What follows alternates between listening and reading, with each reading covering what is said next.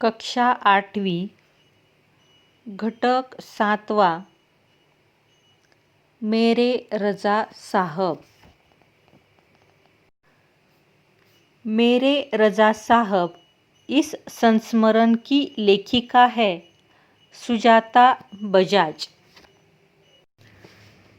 सुजाता बजाज जी का परिचय। इनका जन्म 1958 में जयपुर राजस्थान में हुआ था। सुजाता बजाज जी एक प्रसिद्ध चित्रकार है। वह आजकल पेरिस में रहती है। इनके चित्र एवं मूर्तिकला भारतीय रंग में डूबी हुई रहती है। इनके चित्रों एवं मूर्तियों पर प्राचीन संस्कृति एवं कला की छाप दिखाई पड़ती है। इन्होंने अपनी कला में ऐसी दुनिया का सृजन किया है जिसमें सादगी भी है और रंगीनी भी, खुशी भी है और गम भी। इनकी कुछ प्रमुख कृतियां हैं। सुजाता जी द्वारा बनाए गए गणेश जी के चित्रों पर आधारित एक पुस्तक प्रकाशिनी। गद्य संबंधी। प्रस्तुत पाठ में प्रसिद्ध चित्रकार सैयद हैदर रज़ा के बारे में लेखिका सुजाता बजाज ने अपने संस्मरण लिखे हैं। यहाँ रज़ा साहब के सर्वधर्म समभाव, मानव मात्र से प्रेम, युवा कलाकारों को प्रोत्साहन, उनकी जिज्ञासा वृत्ति, कृतियों के प्रति लगाव आदि गुणों को दर्शाया है।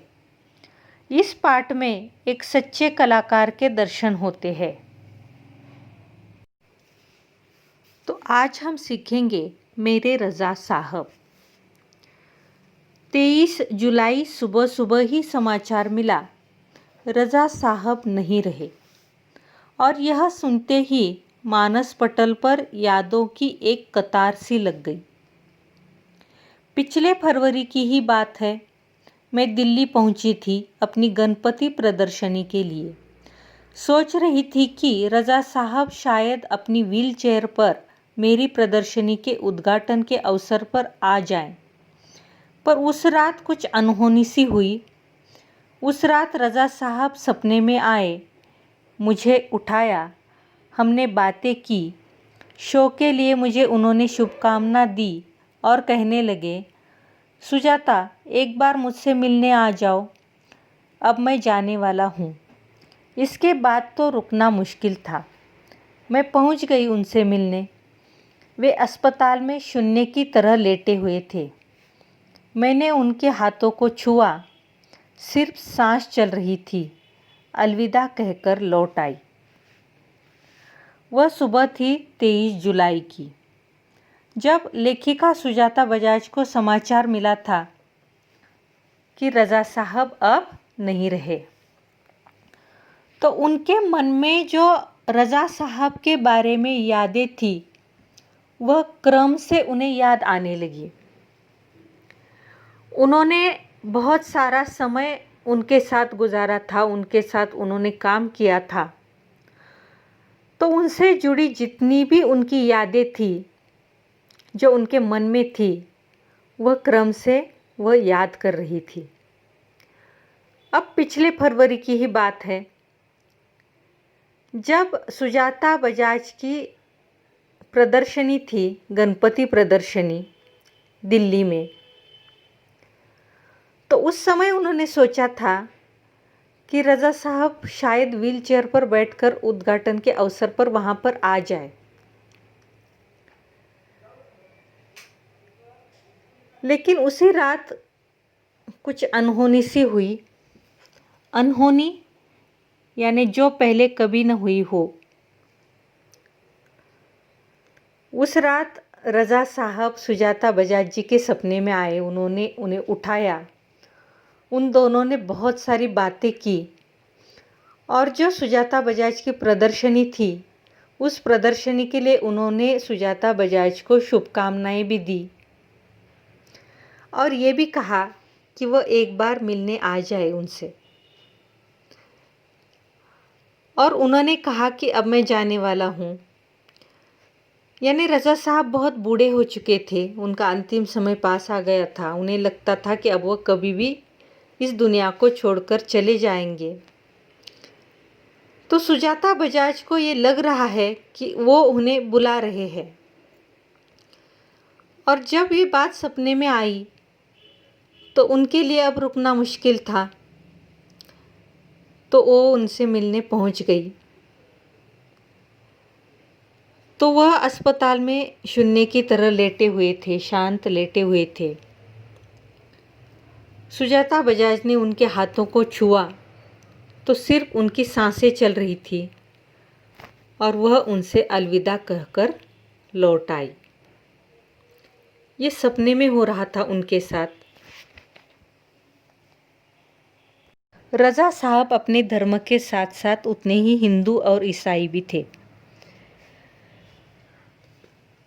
और यह बात इससे पता चलती है कि उनके स्टूडियो में गणपति की मूर्ति, क्रॉस, बाइबल, गीता, कुरान, उनकी माँ का एक फ़ोटो, गांधी जी की आत्मकथा व भारत से लाई हुई मोगरे की कुछ सूखी मालाएं सब एक साथ रखा रहता था। वे गणेश को भी पूजते थे और हर रविवार को सुबह चर्च भी जाते थे। रज़ा साहब सभी धर्मों को मानते थे।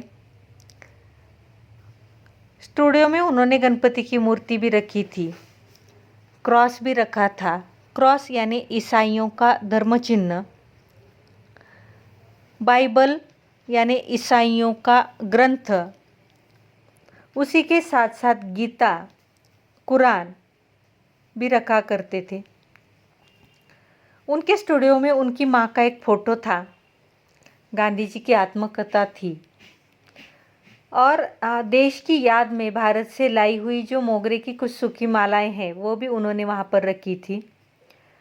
वे गणेश को भी पूजते थे, गणपति जी को पूजते थे और उसी के साथ साथ हर रविवार को वो चर्च भी जाते थे। और इससे पता चलता है कि रज़ा साहब सभी धर्मों को मानते थे। एक दिन जहांगीर आर्ट गैलरी में प्रदर्शनी देखते हुए किसी ने कहा, अरे यह तो एस.एच. रज़ा है।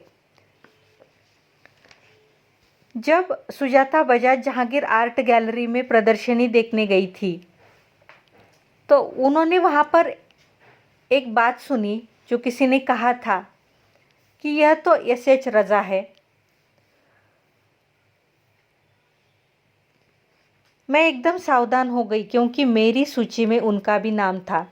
जैसे ही यह बात सुजाता बजाज ने सुनी वह एकदम सावधान हो गई, क्योंकि वह जिनसे मिलना चाहती थी आज वो संभव हो रहा था।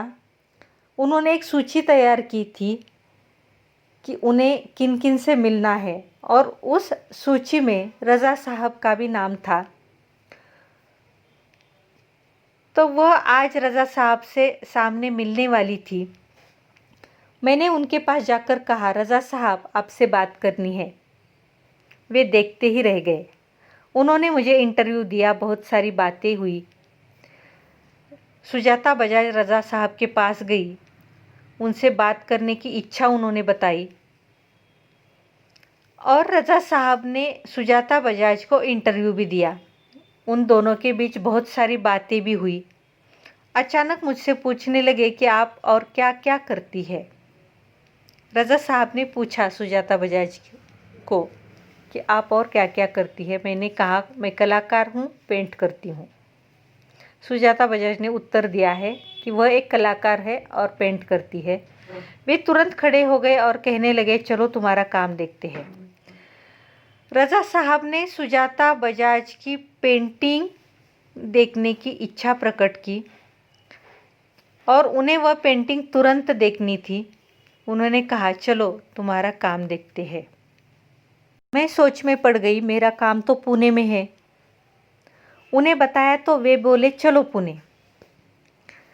अब रज़ा साहब को सुजाता बजाज का काम देखना है, पेंटिंग देखना है, लेकिन सुजाता बजाज की जो पेंटिंग है वह तो पुणे में थी। तो रज़ा साहब पुणे जाने के लिए भी तैयार हो गए। ताज होटल के सामने से हमने टैक्सी ली और सीधे पुणे पहुँचे। यानी ताज होटल के सामने से टैक्सी लेकर वे पुणे पहुँच भी गए काम देखने के लिए सुजाता बजाज का। उन्होंने मेरा काम देखा और फिर कहा, आपको पेरिस आना है, आपका भविष्य बहुत उज्जवल है। जैसे ही उन्होंने सुजाता बजाज का काम देखा, पेंटिंग देखी, उन्हें वह पेंटिंग इतनी अच्छी लगी कि उन्होंने सुजाता बजाज को पेरिस आने का आमंत्रण भी दे दिया और उनसे कह भी दिया कि अगर वह पेरिस आएंगी तो उनका भविष्य बहुत उज्जवल होगा।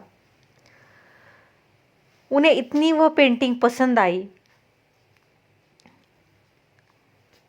छोटी से छोटी बात भी उनके लिए महत्वपूर्ण हुआ करती थी। बड़ी तन्मयता और लगन के साथ करते थे सब कुछ। वह तन्मयता यानी एकाग्रता। कोई भी छोटी बात हो उनके लिए वो महत्वपूर्ण हुआ करती थी। कोई भी काम हो, छोटा हो चाहे बड़ा हो, वो बहुत ही एकाग्रता के साथ करते थे। पेंटिंग बिकने के बाद पैकिंग में भी उनकी रुचि हुआ करती थी। उनकी पेंटिंग अगर बिक जाती है तो उसकी पैकिंग करने में भी उनको बहुत आनंद आता था, उसमें भी उनकी रुचि थी। कोई इस काम में मदद करना चाहता तो मना कर देते थे, किसी को हाथ नहीं लगाने देते थे। बड़े करीने से धैर्य के साथ वे पैकिंग करते। करीने से यानी व्यवस्थित रूप से। उन्हें कोई अगर मदद भी करना चाहे तो वो किसी की भी मदद नहीं लेते थे। उन्हें उनका काम खुद करना अच्छा लगता था। वह उस काम को इतना पसंद करते थे कि किसी को हाथ भी नहीं लगाने देते थे। बड़े ही व्यवस्थित रूप से शांत वो पैकिंग करते थे। उन्हें पैकिंग करना भी बहुत अच्छा लगता था। वो एक बात कहते थे कि लड़की ससुराल जा रही है, उसे संभाल कर भेजना है। मतलब वह उनकी पेंटिंग को एक लड़की की तरह मानते थे, जिसको उन्होंने बहुत ही संभाल कर सहेज कर रखा है और अब उसे वो भेजने वाले हैं। तो जैसे एक लड़की को ससुराल भेजते हैं तो संभाल कर भेजते हैं, उसी तरह से वह भी पेंटिंग को संभाल कर भेजना चाहते हैं। जब वे किसी को पत्र लिखते या कुछ और लिखते थे तो मत पूछिए, हर शब्द हर पंक्ति को नाप तोल कर लिखते थे। बहुत ही अच्छे ढंग से लिखते थे। फूल उन्हें बहुत प्यारे लगते थे। उन्हें फूल बहुत पसंद थे रज़ा साहब को। शायद इसीलिए उन्होंने अपनी स्टूडियो में मोगरे की कुछ सूखी मालाएं भी रखी थी। मुझे याद है 22 अक्टूबर 1988 को मैं लंदन से पेरिस के गार्दिनो स्टेशन पर ट्रेन से पहुंची थी। अब रज़ा साहब ने आमंत्रित किया था सुजाता बजाज को। उन्हें उनकी पेंटिंग बहुत अच्छी लगी थी, उनका काम बहुत अच्छा लगा था, उनकी लगन बहुत अच्छी लगी थी काम के प्रति। इसीलिए सुजाता बजाज को रज़ा साहब ने पेरिस बुलाया था और कहा भी था कि वहाँ आने पर उनका भविष्य बहुत उज्जवल होगा, दोनों मिलकर काम करेंगे। तो वह एक घटना सुजाता बजाज को याद आ गई। उन्हें याद है कि जब वह लंदन से पेरिस गार्दिनो स्टेशन पर ट्रेन से पहुंची थी, रज़ा साहब स्टेशन पर मेरा इंतज़ार कर रहे थे। ट्रेन लेट थी पर वे वहीं डटे रहे। मुझे मेरे हॉस्टल के कमरे में छोड़कर ही वे गए। तो ट्रेन लेट थी, देर हो चुकी थी, लेकिन फिर भी रज़ा साहब स्टेशन पर उनका इंतज़ार कर रहे थे, क्योंकि उन्हें सुजाता बजाज को हॉस्टल छोड़ना था, उनकी जिम्मेदारी थी। वह मानते थे कि सुजाता बजाज को हॉस्टल पहुंचाना उनकी जिम्मेदारी है, इसीलिए वे वहाँ पर रुके थे और उन्हें हॉस्टल में छोड़कर ही वे वहाँ से लौटे थे। एक दिन मैं बीमार होकर अपने कमरे में पड़ी थी। रात 11 बजे रज़ा साहब मेरे लिए दवा भारतीय रेस्टोरेंट से खाना पैक करवा कर पहुँच गए। मेरे घर वालों को फ़ोन करके कहा, आप लोग चिंता न करें, मैं हूँ पेरिस में सुजाता की चिंता करने के लिए। जब सुजाता बजाज एक दिन बीमार हो गई थी तो रात के 11 बजे रज़ा साहब उनके लिए दवा लेकर गए। भारतीय रेस्टोरेंट से भारतीय खाना लेकर गए और सुजाता बजाज जी के घर वालों को धीरज भी बंधाया कि वे लोग उनकी चिंता न करें। पेरिस में सुजाता जी का ख्याल रखने के लिए मैं हूँ। हर बार जब मैं या रज़ा साहब पेंटिंग पूरी करते थे तो सबसे पहले एक दूसरे को दिखाते थे। दोनों एक दूसरे के ईमानदार समालोचक थे। समालोचक यानी किसी वस्तु के गुण दोष बताने वाला। जब रज़ा साहब और सुजाता बजाज जी अपनी अपनी पेंटिंग पूरी करते थे तो दोनों एक दूसरे को वो पेंटिंग दिखाते थे, क्योंकि दोनों ही एक दूसरे के ईमानदार समालोचक थे। यानी उस पेंटिंग में अगर गुण हो चाहे दोष भी हो तो वह ईमानदारी से एक दूसरे को बताते थे। अगर दोष बताएंगे तभी तो उसे सही कर सकते हैं, यानी झूठी तारीफ नहीं करते थे। वह दोनों एक दूसरे के अच्छे समालोचक थे। हमने मुंबई, लंदन, पेरिस और न्यूयॉर्क में साथ साथ प्रदर्शनियां की, पर कभी कोई विवाद नहीं हुआ।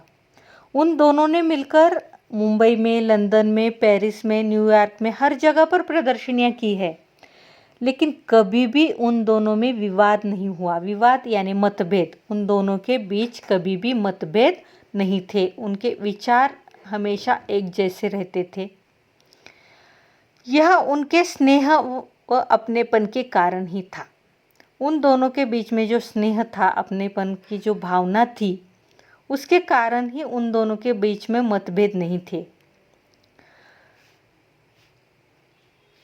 हिंदी, उर्दू तो हमेशा से ही बहुत अच्छी रही है उनकी। हिंदी और उर्दू दोनों भाषाएं उनकी अच्छी थी। अंग्रेज़ी, फ्रेंच भी वे बहुत अच्छी लिखते थे। रज़ा साहब अंग्रेज़ी और फ्रेंच अच्छी तरह से लिख पाते थे, लिखते थे। कविताओं से बहुत प्यार था उन्हें कविताएं भी बहुत अच्छी लगती थी, उनसे प्यार था उन्हें।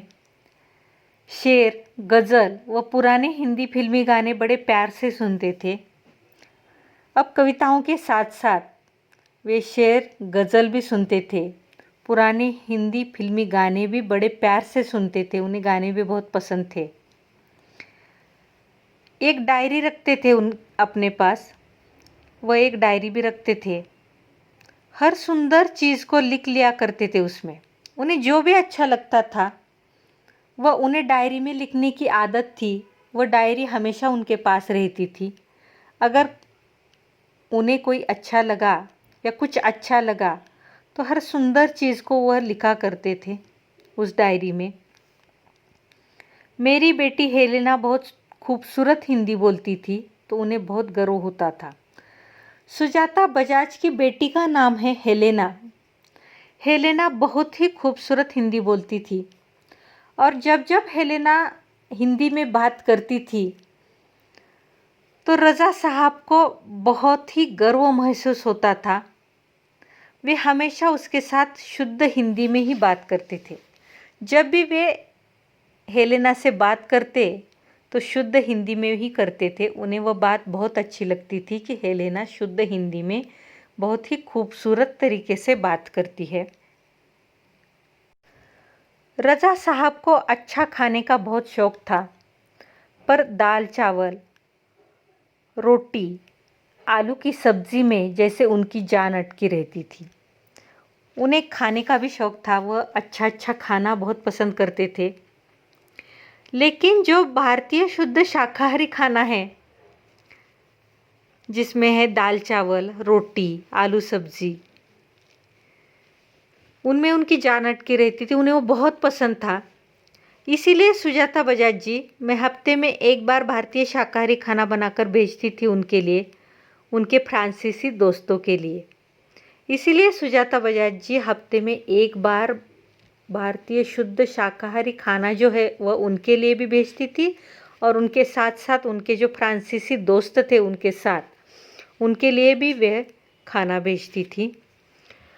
रज़ा साहब के कुछ पुराने फ्रांसीसी दोस्तों को उनके जाने की खबर देने गई तो फिर से एक बार उनकी दीवारों पर रज़ा साहब की काफ़ी सारी कृतियाँ देखने का मौका मिल गया। जब सुजाता बजाज को पता चला था कि रज़ा साहब नहीं रहे तो रज़ा साहब के जो पुराने फ्रांसीसी दोस्त थे उनके साथ रहने वाले हमेशा, तो उन्हें खबर देने सुजाता बजाज वहाँ पर पहुँच गई। तो वहाँ जाने के बाद उन्होंने देखा कि उनकी दीवारों पर रज़ा साहब की बहुत सारी कृतियाँ हैं, रचनाएं हैं, बहुत सारी पेंटिंग है उनकी, तो वह देखने का मौका भी उन्हें मिल गया। मैं हमेशा कहती रज़ा साहब आप मेरे एंजल गार्जियन हैं तो मुस्करा देते, पर सन 2000 के बाद से कहते क्यों, अब हमारी भूमिका बदल गई है, तुम मेरी एंजल गार्जियन हो, अब मैं नहीं। हमेशा वे कहा करते थे रज़ा साहब कि पहले सुजाता बजाज के लिए रज़ा साहब एंजल गार्जियन थे। एंजल गार्जियन यानी देवदूत कहा जाता है। लेकिन वो मुस्कुराकर कह देते थे कि 2000 के बाद अब रज़ा साहब के लिए सुजाता बजाज एंजल गार्जियन बन चुकी है, देवदूत बन चुकी है। इतना लगाव, इतना अपनापन हो गया है दोनों के बीच में कि सुजाता बजाज अब उन्हें उनकी देवदूत लगने लगती है, एंजल गार्जियन लगने लगती है। तो ये सुजाता बजाज के संस्मरण में जो रज़ा साहब है इसका वर्णन उन्होंने यहाँ पर हमें बताया है।